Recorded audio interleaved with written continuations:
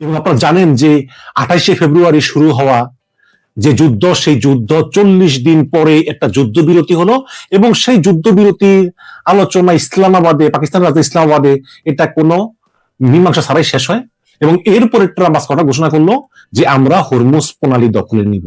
যেই কথা সেই কাজ, 15টা যুদ্ধ জাহাজ একদম হরমুজ প্রণালীর ভিতরে আড়াআড়ি ভাবে একদম এসেছে এবং সেই 15টি যুদ্ধ জাহাজ ওমানের যে সাগর এলাকা, তারপরে পারস্য সাগর, আরব সাগরের বিস্তীর্ণ এলাকা তারা অবরোধ করে রেখেছে।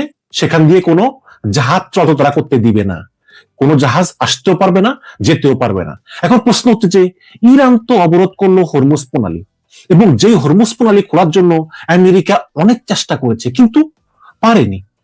আলোচনা করেছে, সে আলোচনা সফল হয়নি, যুদ্ধ করেছে 40 দিন, তাও সফল হয়নি। কিন্তু প্রশ্ন হচ্ছে যে হঠাৎ করে ট্রাম্প আবার ইরানের অবরোধের উপর নিজেরা অবরোধ করতে গেল কেন? যদিও ট্রাম্প বলতেছে যে এই হরমুজ প্রণালী কিন্তু পুরোপুরি অবরোধ হয়নি, ইরানের জাহাজ ঠিকই চলাচল করত, চায়নার জাহাজ ঠিকই চলাচল করত এবং আরো কিছু দেশ যাদেরকে ইরান বন্ধু রাষ্ট্র মনে করে তাদেরকে এখান দিয়ে জাহাজ চলাচলের অনুমতি ইরান দিত।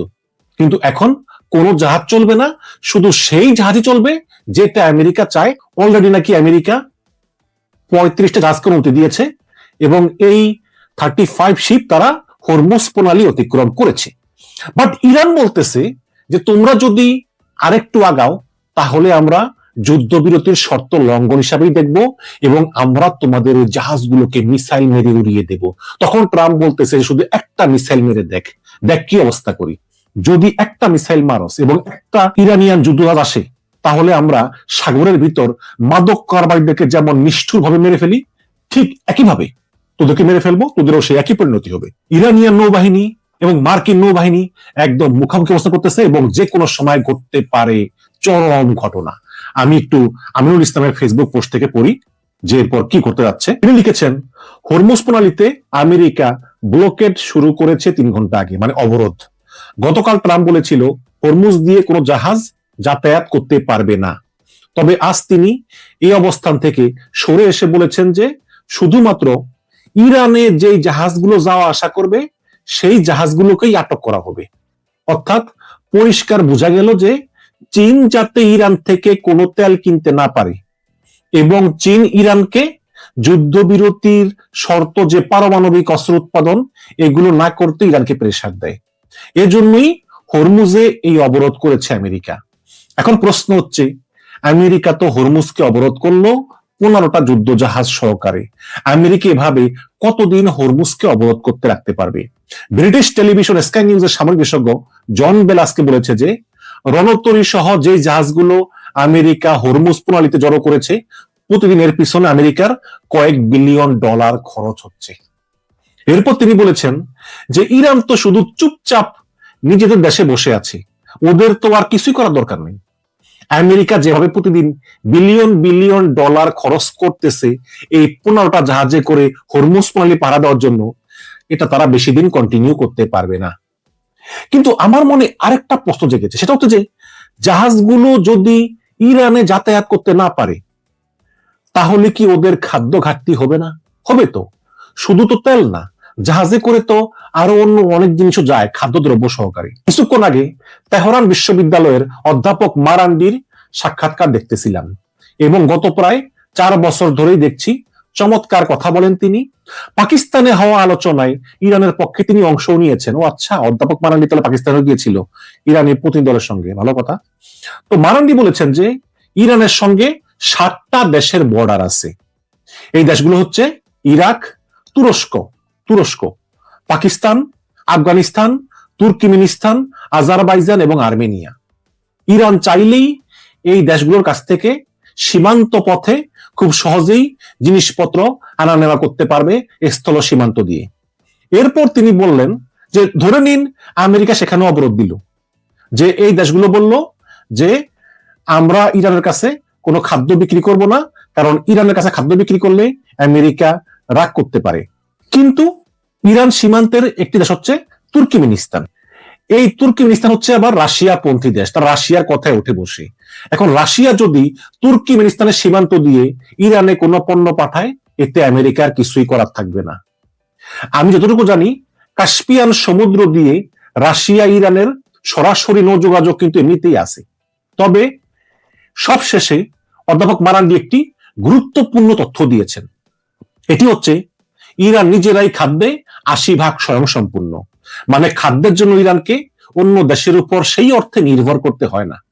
ভৌগোলিকভাবে ইরান খুবই সুবিধাজনক অবস্থায় আছে। ইরান অনেক লম্বা সময় ধরে এই অবরোধ খেলার প্রস্তুতি অনেক আগে থেকেই নিয়ে রেখেছে। আপনাদের মনে করিয়ে দেই, যুদ্ধ শুরু হবার পর ইরান যখন হরমুজ প্রণালী বন্ধ করে দেয়, তখন কিন্তু ইরানের জাহাজগুলো সহজেই যাতায়াত করতে পেরেছে। উল্টো ট্রাম্প ইরানের উপর থেকে নিষেধাজ্ঞা তুলে দিয়েছিল, তাই ইরান আরো বেশি বেশি করে তেল বিক্রি করতে পারতেছিল। হ্যাঁ, কারণ সমস্ত পৃথিবীতে তেলের দাম বাইরে গেছে, এজন্য ট্রাম্প চিন্তা করলো যে ইরান তেল বিক্রি করুক, অন্তত তেলের দামটা কম থাকবে। কিন্তু ট্রাম্প কেন ইরানের জাহাজগুলোকে তখন অবরোধ করেনি? কেন ইরানের উপর থেকে তখন নিষেধাজ্ঞা তুলে নিয়েছিল? উত্তর সহজ। আমি বরং আমেরিকান অধ্যাপক জন মেয়ার সেইমার আজ যা বলেছে সেটাই বলি। তিনি বলেছেন, ট্রাম্প মার্কেট ও তেলের দাম নিয়ে সবসময় চিন্তিত থাকে। এজন্য ট্রাম্প চায় তেল এবং গ্যাসের দাম কম থাকুক, কিন্তু শেয়ার মার্কেটের দর পতন হোক। আজ ঠিক সেটাই হয়েছে। আমেরিকা এবং ইউরোপে তেলের দাম সপ্তাহের প্রথম দিন সোমবার, তো এখানে এই সোমবারে আরেক দফা বেড়েছে। আপনাদেরকে আরেকটি তথ্য জানিয়ে রাখি। ধরেন আজ এই মুহূর্তে যেই তেলগুলো বিক্রি হচ্ছে এবং বিভিন্ন জাহাজে ওঠানো হচ্ছে, এইগুলো ব্যবহার করা হবে আজ থেকে 2-3 মাস পর। আর আপনারা ভোক্তা পর্যায়ে যেই তেল এখন ব্যবহার করছেন, সেই তেল আজ থেকে 1.5-2 মাস আগেই অর্ডার দেওয়া হয়েছে। আমেরিকান সংবাদ মাধ্যম সিএনএন এর কলামিস্ট স্টিফেন কলিংস আজ একটি কলাম লিখেছে। সেখানে কলামে শিরোনাম হচ্ছে, ট্রাম্পের হরমুজ প্রণালী অবরোধ বিশ্ব অর্থনীতিতে আরেকটি গুরুতর আঘাত হানার ঝুঁকি তৈরি করেছে। এই যুদ্ধের 1.5 মাস পার হয়ে গিয়েছে, আর 1 থেকে 2 সপ্তাহের মধ্যে কিন্তু বিশ্বের অনেক দেশের তেল ফুরিয়ে যাবে এবং অনেক দেশের তেল ফুরিয়ে যাওয়ার মতো অবস্থা হবে। আবার যারা কিনতে চাইবে তাদেরকে অনেক বেশি দামে কিনতে হবে। এমন অবস্থায় ট্রাম্প কয়দিন হরমুজ প্রণালী বন্ধ রাখতে পারবে? এবং এছাড়া হরমুজ প্রণালী যদি ট্রাম্প এই পাশে দিয়ে বন্ধ রাখে, ইরান তো ওই পাশ দিয়ে বন্ধ রাখবে। তাহলে ঠিক আছে, ট্রাম্প হরমুজ প্রণালীতে ইরানের জাহাজ চলাচল বন্ধ করে দিল, চাইনিজ জাহাজ চলাচল বন্ধ করে দিল, কিন্তু ইরান যদি আবার সৌদি আরব, আমিরাত, কাতার, কুয়েত, ওমান, বাহরাইনের জাহাজ বন্ধ করে দেয়, তখন এই মধ্যপ্রাচ্য দেশগুলো তেল তো বিক্রি করতে পারবে না, যদি এখনো পারতেছে না। কিন্তু আরব দেশগুলো বাঁচবে কিভাবে তেল বিক্রি না করলে? তাহলে ট্রাম্পও অবরোধ করলো, ইরানও অবরোধ করলো, এটা তো কোনো পরিস্থিতির উন্নতি হলো না, তাই না? বিশ্ব অর্থনীতি যে তেল সংকটে ভুগতেছে, সেটার তো কোনো সমাধান হলো না। নিউ ইয়র্ক টাইমস আজ একটি রিপোর্ট প্রকাশ করেছে। সেখানে বলা হচ্ছে যে আগামীকাল থেকে বিশ্বের বিভিন্ন দেশের নেতাদের ফোনে ট্রাম্পের ফোনটি অবিরাম বেজেই চলবে। মানে পৃথিবীর ভিন্ন প্রান্তের নেতারা ফোন দিবে যে ট্রাম্প ট্রাম্প আমরা কি করবো, আমাদের তো তেল নাই। এই ট্রাম্পের ফোন বেজেই চলবে। এদিকে ব্রিটিশ প্রধানমন্ত্রী স্যার কিয়ার স্টারমার আজকে ছাপ জানিয়ে দিয়েছেন যে আমরা আমেরিকার সঙ্গে এই অবরোধে নেই।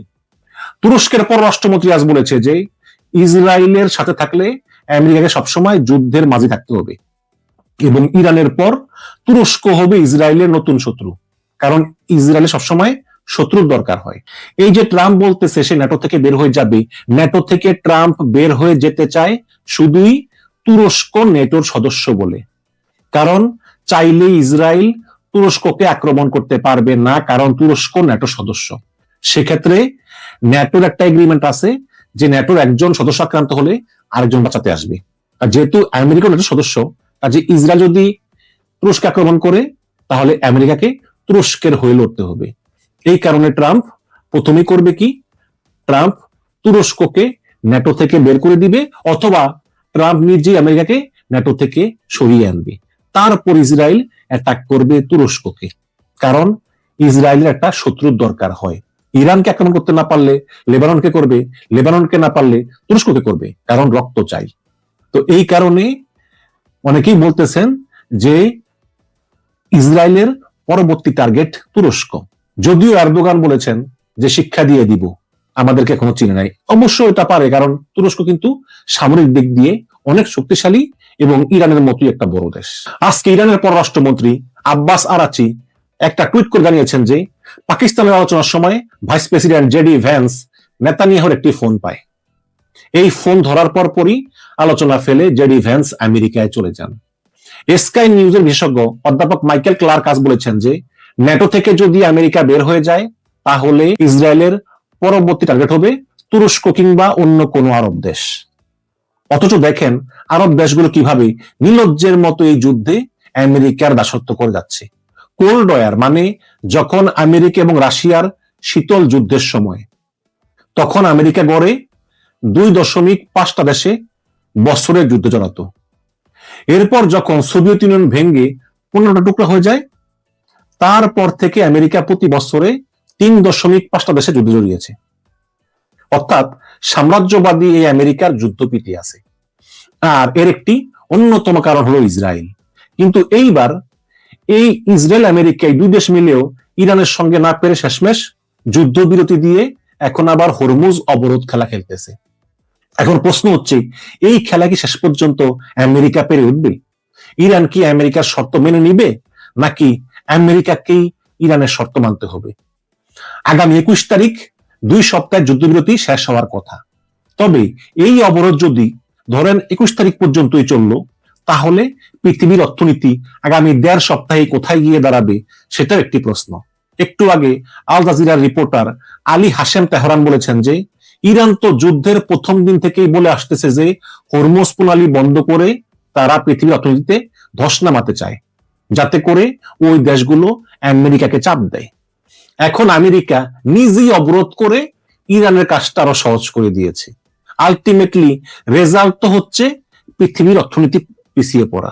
ইরান কেন হরমুজ অবরোধ করলো যাতে বিভিন্ন দেশগুলোর অর্থনীতি ক্ষতিগ্রস্ত হয়, তখন সেই দেশগুলো আমেরিকাকে চাপ দিবে যে তোমরা ইরানের দাবি মেনে নাও। এটাই তো। এখন ওই অবরোধটা আমেরিকাও করলো, করে ইরানের কাজটা আরো সহজ করে দিল। এর জন্য ইরান চুপচাপ বসে আছে, অবরোধ দেওয়ার পরও কিছু বলতেছে না। আর ট্রাম্পের এই অবরোধের সিদ্ধান্তটা আমার কাছে কাউন্টার প্রোডাক্টিভ, মানে উল্টো ফল দেওয়া মনে হচ্ছে। এতে বরং ইরানেরই লাভ হবে। ইরানের শুধু চুপচাপ বসে থাকলেই চলবে। যদিও ইরানের অর্থনীতিতে চাপ বাড়বে, এটা ঠিক আছে, কিন্তু ইরান তো নিজেদের অস্তিত্বের জন্য লড়াই করতেছে, তাই না? তাই ইরান এই চাপ ঠিকই সামলিয়ে নেবে। কিন্তু পৃথিবীর অন্যান্য দেশগুলো কি এই চাপ সামলাতে পারবে, নাকি ট্রাম্প সামলাতে পারবে? কেউই পারবে না। আজকে লেখা শেষ করি দ্য আর্ট অফ ওয়ার, মানে যুদ্ধশিল্প বইটার একটি কথা দিয়ে। সেখানে বলা হয়েছে, you can win all the battles, still you lose the war. মানে তুমি প্রতিটি লড়াই জিতলেও শেষ পর্যন্ত যুদ্ধে হেরে যেতে পারো। ভিয়েতনাম যুদ্ধে আমেরিকা সবগুলো লড়াইতে জিতেছে, কিন্তু যুদ্ধে জিততে পারে নাই। ভিয়েতনাম যুদ্ধে আমেরিকার পরাজয় হয়েছে। ঠিক ইরান যুদ্ধে আমেরিকা সামরিক দিক দিয়ে অনেকে গিয়ে, হয়তো ছোট ছোট লড়াইতে আমেরিকা জিতেও যাবে বা জিতবে, কিন্তু শেষমেশ আর এই যুদ্ধে আমেরিকা জিততে পারবে না। আমেরিকা ইরানে আটকে গিয়েছে। এই যুদ্ধ যদি আর কিছুদিন এভাবেই চলে, তাহলে ইরানকে আর কিছুই করতে হবে না, চুপচাপ বসে থাকলেই চলবে। অন্যান্য দেশগুলি এই সাম্রাজ্যবাদী আমেরিকাকে চাপ দিয়ে থামিয়ে দেবে। আসলে এই হচ্ছে অবস্থা। আমরাও দেখি আসলে ইরান কিন্তু হুমকি দিয়েছে যে যদি এই জাহাজ কন্টিনিউ করে তাহলে কিন্তু আমরা আক্রমণ চালাতে বাধ্য হব। ট্রাম্পও পাল্টা হুমকি দিয়েছে যে যদি আমার জাহাজ আক্রমণ চলে তাহলে আমরা ইরানকে আবার আক্রমণ করব। এখন ইরান তো ট্রাম্পের এই হুমকিতে ভয় পায় না, তাই না? যেহেতু ইরান 40 দিন যুদ্ধ করতে পেরেছে, কাজে ইরান আরো পারবে। এখন তো ইরানের সরাসরি হামলা কেউ করতেছে না।